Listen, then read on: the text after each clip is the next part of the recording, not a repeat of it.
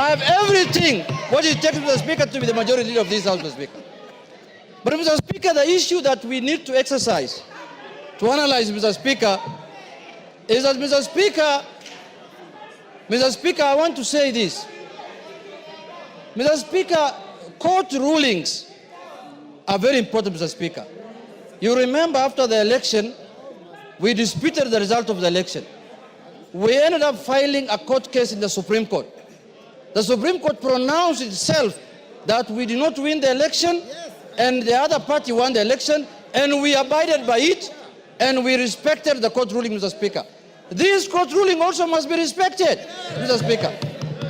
Because it's not like any other court ruling, Mr. Speaker. It's a ruling of the Court of the Republic of Kenya, Mr. Speaker.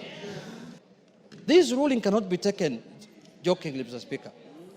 When I went through it last evening, Mr. Speaker, these judges are raising very serious fundamental issues. They are raising issues relating to violation of the Constitution, Mr. Speaker. And you remember we impeached someone here because he violated the Constitution, Mr. Speaker. Mr. Speaker, if this matter is not addressed, we are going to have a constitutional crisis in this country, Mr. Speaker. So for that reason, Mr. Speaker, jurisdictions all over the world and democracies all over the world that we borrowed from, even this presidential system that we are running today that is running in this country, Mr. Speaker.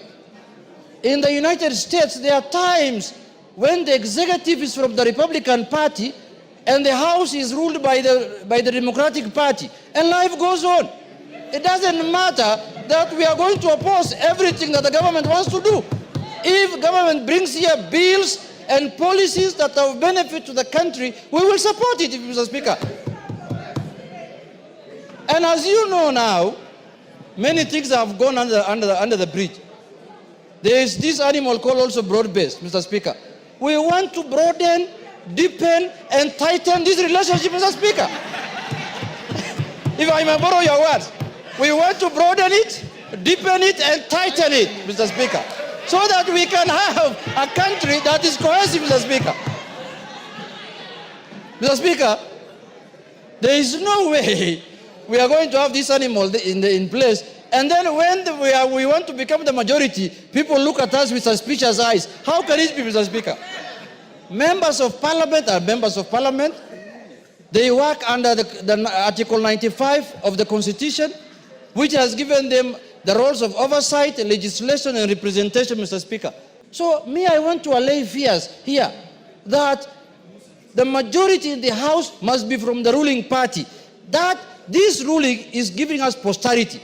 This is doing things for posterity, Mr. Speaker. Next election, or the other election in 2032, a government might come in place where the president garners the majority votes and is elected as the president, but he will not have numbers in Parliament. His numbers might be few in Parliament, and he becomes a minority.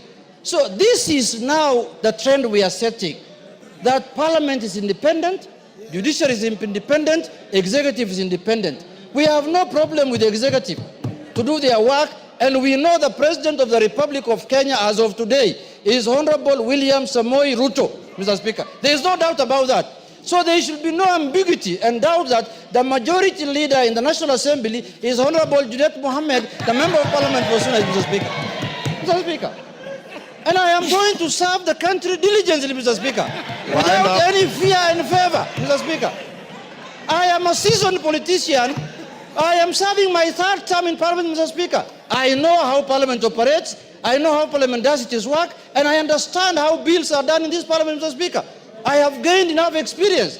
So this mindset, Mr. Speaker, this mindset that the ruling party must have majority in Parliament for them to do the executive work of the country, Mr. Speaker, that mindset must be gotten rid of, Mr. Speaker.